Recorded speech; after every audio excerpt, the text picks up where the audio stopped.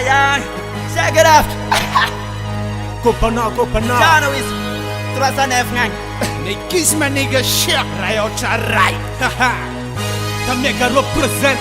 I know. Bitching saga katavaga cha. Just bounce na bounce. Yeah.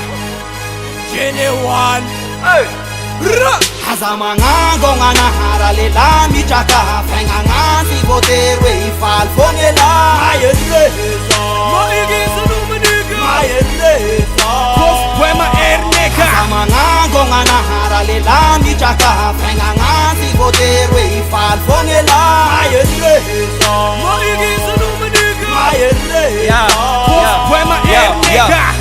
Polisi funo zanjye zakiv zaf miza mshent kelra shanja mafit mang zanj si mila myeze ke bande mila myasha ni shanje mila mayer ni lu manega ni vatang mila tumade mila msikra shanja maf era malale fe fenga maf ratumang maliski solution e gal wisha match do wisha mat he tu mura le ronge fenga mila fons vo manga tenga mar ni kop vo maf fenga fe mula vo do You tap a feeling fan and if one and I'll do I jump out to give it, I jump out to love it To me I can ban yo, love side yo ha Mi chaka channel, na charge na rat Na tawa china lutu manchu e panjes Kaza kive, vena na tawu yes fan Sana jab na tawa yes nigga Mila mafsena, mila mafu Hazamanga ngana harale la mi chaka fenga ngasi boterwe ifal fongela Mayeneza. Mayeneza.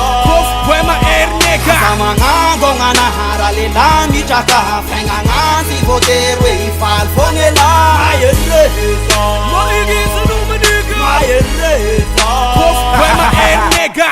Kofpe contact, titanga comandant bunga tmila faranga Na kusin ma potra chas, efin sekat kitna zama Kafasane, fatura kun manne Mila mafin sengam chakam bun morale za sangat manne Maire zati la top sande Soldat zet skif for me a day big up One zet soldat just bounce di mane Haha, kopena Yan ang aman de umaga mandalo Angat life nigga tala na paaval Larga ti fatig, dunia ti maig Milam chakam zenga minjanga na tiver Yenga magan macho magenga koma umbi Wana itanyani na itanoti fonti Tifanyem no lupa fierga no potoba Topa ngati lotsa no zage kubonsi Nyenga ngati ndeku taga zeng lavi Bang bang bang bang.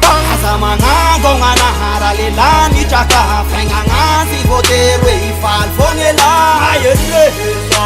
Mayeneza. Poema erneka. Hazamanga ngana harale la mi chaka fenga ngasi boterwe ifal fongela Mayeneza. Mayeneza. Poema erneka. Madagascar Rico.